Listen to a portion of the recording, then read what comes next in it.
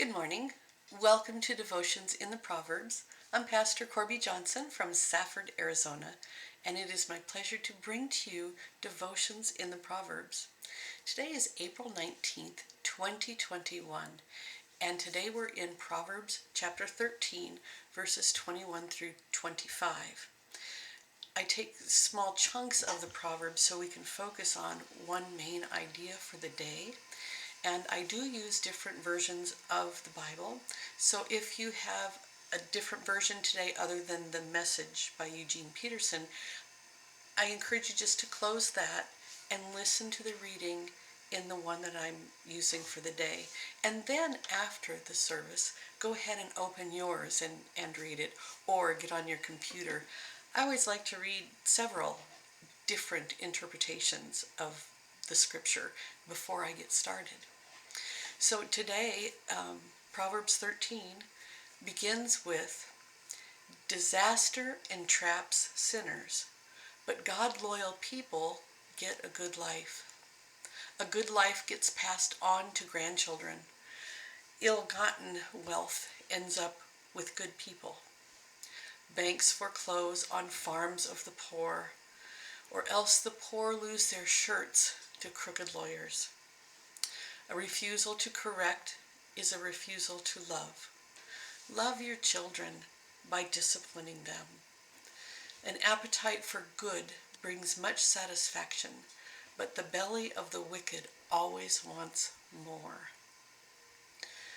That's a lot packed into just a few sentences, isn't it? Well, I am going to invite you to imagine walking down the street and seeing homeless people.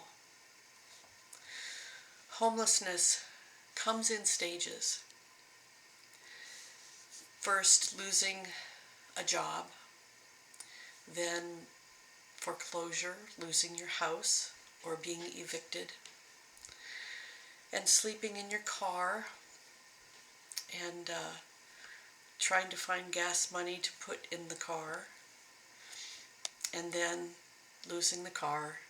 Maybe it gets towed, your stickers aren't up to date, losing the car, and then here you are with just a few possessions, and you can only take enough that you can carry by yourself or stash in a place that you feel is safe. Homelessness is hard, and it does affect everyone around them. As an activity, I want to encourage you to look into homeless. Look into it. Look with new eyes. Get online and Google homeless encampments. Or if you know of a place in your city or town, just do a drive-by and ask yourself, what would I need if I were in that position of being homeless? And how can you help? Maybe you can call your church and ask your church if they have a homeless ministry, or the Goodwill or Salvation Army. There are so many different entities that you can get involved in and make a difference in somebody's life.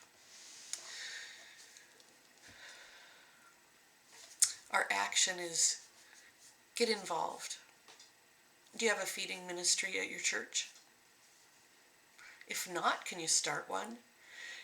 As simple as sandwiches, peanut butter and jelly sandwiches, and some fruit or vegetables or some sweets, something that you would want to open in your lunchbox and see. But more than just feeding, the shoes on the feet are so important, and socks. I can't tell you how many times I've seen people with no socks and their feet are just raw. Maybe a tent or a tarp to keep out the weather and to give just a little privacy. Blankets or sheets in Arizona in the summer. Hygiene products and food that is safe, that they can open at a later time, like tuna that comes in the little pop tops, or canned chicken, things like that that are healthy and that they can eat. I always keep in mind that many of the homeless have been homeless for a long time and their teeth are in poor condition, so anything crunchy might be too difficult for them to eat. But I encourage you, open your eyes. Open your eyes. You never know when the next paycheck is going to stop. You never know when an illness takes hold. There are so many people that something happened and they found themselves in this position. So our focus verse today is from verse 23. A poor person's field might produce plenty of food, but others often steal it away.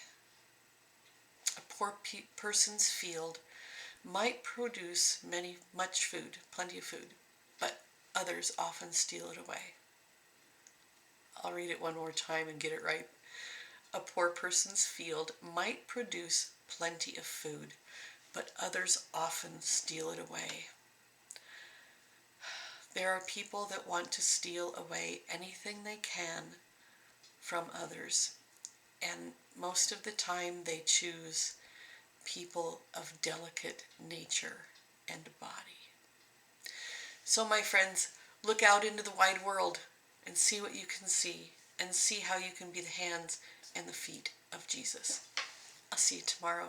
Bye-bye.